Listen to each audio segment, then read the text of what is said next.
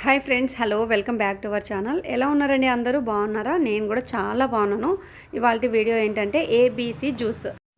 ఈ మధ్యకాలంలో ప్రతి ఒక్కరూ ఈ జ్యూస్ని ప్రిఫర్ చేస్తున్నారు. మార్నింగ్ టైమ్స్లోనో ఈవినింగ్ టైమ్స్లోనో ఎప్పుడో ఒకసారి బాడీలోకి అయితే ఈ జ్యూస్ని తీసుకుంటున్నారు.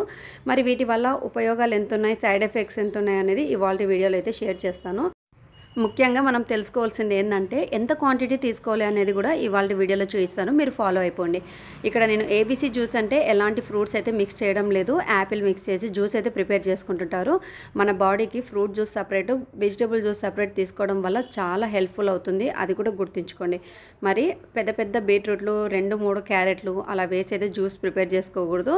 ఒక బీట్రూట్లో సగంలో సగం అయితే చిన్న క్వాంటిటీ అయితే తీసుకోవాలన్నమాట.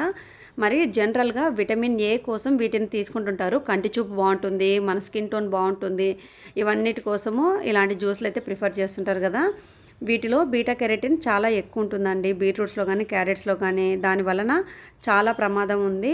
ఎక్కువ మోతాదులో క్యారెట్స్ తీసుకునే వాళ్ళకు కెరటమీనియా అనే పిగ్మెంట్స్ బాడీ పైన తరచుగా చూపిస్తుంటాయి. అప్పటికప్పుడు కాకపోయినా నిదానంగా కొన్ని రోజులకైనా ఈ పిగ్మెంట్స్ అనేది బాడీ పైన వస్తాయి అన్నమాట. అలాంటివి రాకుండా ఉండాలంటే విటమిన్ ఏ సఫిషియెంట్గా మన బాడీకి అందించాలి.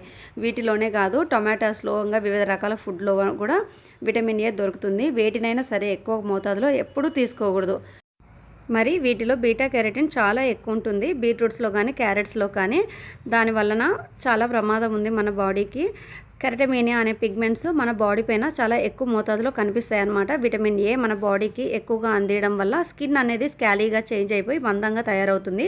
స్కిన్ టోన్ కూడా ప్యాచెస్గా చేంజ్ అవుతుంది అనమాట.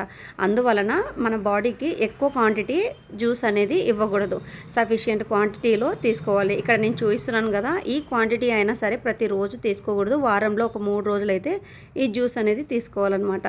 మరి వీటి వలన సైడ్ ఎఫెక్ట్స్ ఏంటి అనేది కూడా తెలుసుకున్నారు కదా. మరి మీకు వీడియో నచ్చిందా? వీడియో నచ్చినట్లయితే లైక్ చేయండి. కొత్తగా చూసే వాళ్ళు ఎవరైనా ఉంటే సబ్స్క్రైబ్ చేయండి.